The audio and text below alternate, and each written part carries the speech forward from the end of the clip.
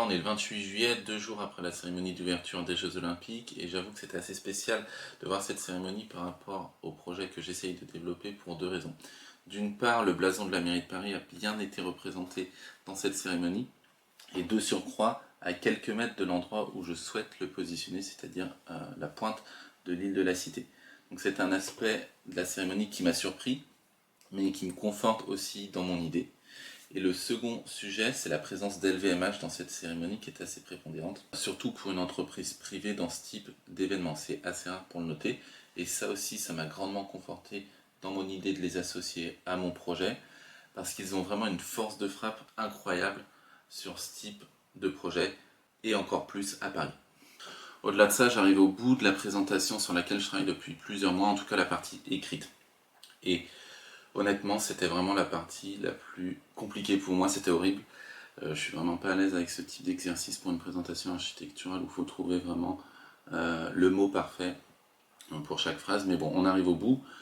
Il me reste encore quelques paragraphes à ajuster, mais ça, c'est fait. Donc ça va ressembler à ça, dans les grandes lignes, une quarantaine de pages détaillant les différents arguments qui vont dans le sens de ce projet.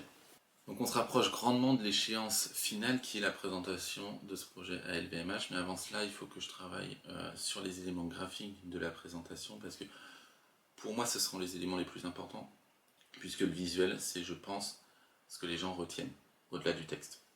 Donc je vais passer pas mal de temps et je vais mettre pas mal d'énergie sur cette partie, notamment sur les perspectives 3D qui sont pour moi l'élément le plus important de ma présentation. Parce que le texte peut être extrêmement bien écrit, mais si les images ne sont pas percutantes et ne donnent simplement pas envie de développer ce projet, le texte n'a plus aucun intérêt.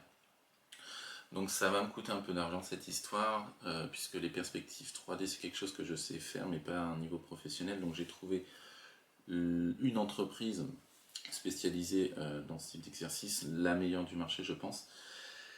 Et honnêtement, c'est pas très grave que ça me coûte pas mal d'argent parce que pour moi, j'ai pas envie de me mettre une limite financière à la limite de mes ressources personnelles. J'ai pas envie de me mettre une limite budgétaire pour ce projet, tout simplement pour pas avoir de regrets à la fin. Je veux pas essayer à moitié, me dire j'économise une centaine d'euros, échouer et ensuite avoir des regrets éternels puisque j'aurais su ce qu'il fallait faire mais je l'avais pas fait. En parallèle de ce travail de présentation et de rédaction, et vu que je vais commencer à parler de ce projet à l'externe, j'ai décidé d'aller voir un avocat spécialiste dans la propriété intellectuelle dans le but de protéger mon idée.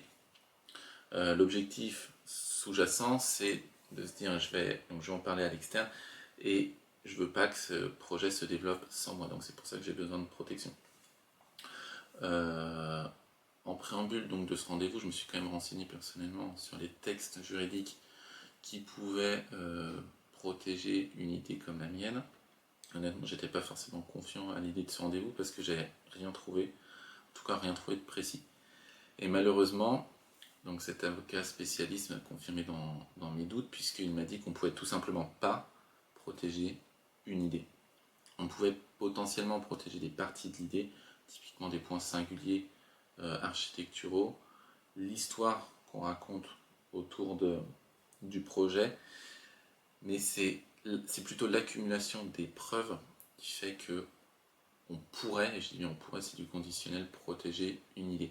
Donc c'est absolument pas précis, et donc ma conclusion c'est juste que je ne peux pas juridiquement protéger cette idée. Cependant, il y a une manière plus subtile, qui n'est pas juridique en fait, de protéger cette idée. Il suffit simplement de prouver au monde qui est à la genèse de ce projet. Et donc avec la documentation de ce projet, et notamment avec ces vidéos, ça peut être la preuve de ma bonne foi quant à la réalisation de ce projet. C'est beaucoup plus subtil, mais je pense que c'est beaucoup plus réel aussi. On ne parle pas ici d'un hypothétique texte juridique sur lequel on pourrait s'appuyer pour peut-être protéger cette idée devant un juge. Là, on parle de faits, en fait. Aujourd'hui, c'est juste moi seul qui développe cette idée. Et donc, c'est le réel. Et je pense, en tout cas, j'ose espérer que l'histoire retient la vérité, surtout quand les preuves sont publiques. Donc je ne vais pas trop me prendre la tête sur ces aspects juridiques et je vais juste aller présenter mon idée librement à l'externe. Là ça va commencer à monter crescendo parce que c'est assez simple de se convaincre soi-même que son idée c'est la bonne, que la direction qu'on a prise est la bonne, tant qu'on ne se confronte pas à la réalité. Et la réalité, c'est la vie des autres. Donc maintenant que cette présentation arrive à son terme, je peux aller me confronter à la réalité. Et je vais commencer par deux personnes qui me sont extrêmement chères personnellement, deux personnes que je pourrais considérer comme des mentors, c'est mes anciens managers. Ces personnes, c'est deux des personnes les plus intelligentes que je connaisse et en fait elles sont intelligentes de manière créative. C'est-à-dire qu'elles n'ont pas forcément des idées qui sont toujours conventionnelles, mais c'est des idées qui vont toujours dans le bon sens. Et elles ont toujours su m'accompagner dans le développement de projet d'une manière assez exceptionnelle. Donc j'ai hâte de leur présenter ce projet, et j'ai hâte d'avoir leur retour, et c'est surtout que si j'ai leur validation, ça voudra dire énormément pour moi, et ça voudra surtout dire que je peux continuer mon aventure et aller présenter donc, cette idée à la troisième personne que je considère pertinente dans l'accompagnement de ce projet. Cette personne, c'est une ancienne camarade de promotion avec qui j'ai étudié à la Sorbonne, qui est aujourd'hui élue à la mairie de Paris. Donc elle connaît extrêmement bien les institutions, elle connaît extrêmement bien Paris, mais j'ai aucune idée du retour qu'elle pourrait me faire sur ce projet.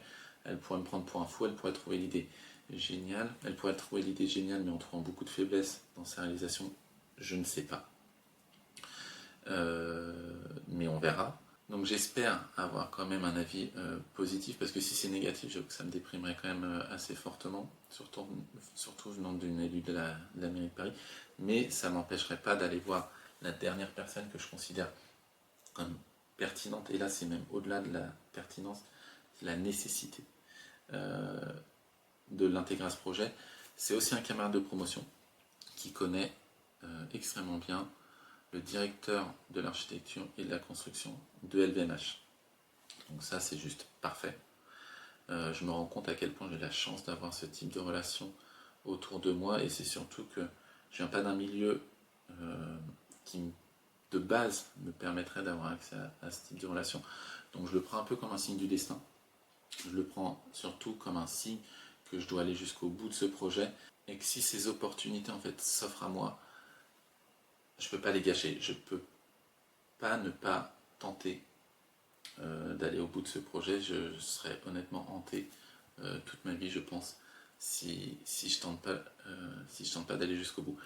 Donc, si cette personne me permet d'avoir accès à LVMH, alors déjà ce sera incroyable de pouvoir présenter ce projet à LVMH. Ça fait plusieurs mois que je travaille dessus, ça fait plusieurs années que j'y pense, donc ce sera une étape mais extrêmement importante, et c'est surtout, je sais pas comment je réagirais, mais ce serait incroyable. C'est un groupe que j'admire depuis toujours quasiment. C'est le plus grand groupe de luxe au monde, et ce serait vraiment fou de pouvoir au moins aller jusqu'à cette étape. Ça voudrait pas dire que ça va se réaliser, mais honnêtement je le prendrais quand même comme une réussite personnelle. Donc c'est ce qu'on va essayer de faire. Je continue de travailler en ce sens. Moi je crois énormément en ce projet, mais en même temps j'ai quand même peur d'aller le présenter à ces personnes, et au fond j'ai peur que ces personnes trouvent des axes négatifs qui feraient que ce projet ne peut pas se réaliser. Ça fait plusieurs mois, comme j'ai dit, que je réfléchis tous les jours en fait à ce projet, à ce qui pourrait ne pas aller dans mon sens, et je vois pas beaucoup de points négatifs, mais eux avec leur vision, c'est possible qu'ils en trouvent, et c'est ça dont j'ai peur, je pense, aujourd'hui. J'ai peur tout simplement de ne plus pouvoir rêver. Donc je vais continuer à travailler, je vais continuer à développer ce projet avec toutes les étapes que j'ai évoquées précédemment, et on va voir si je peux continuer à rêver.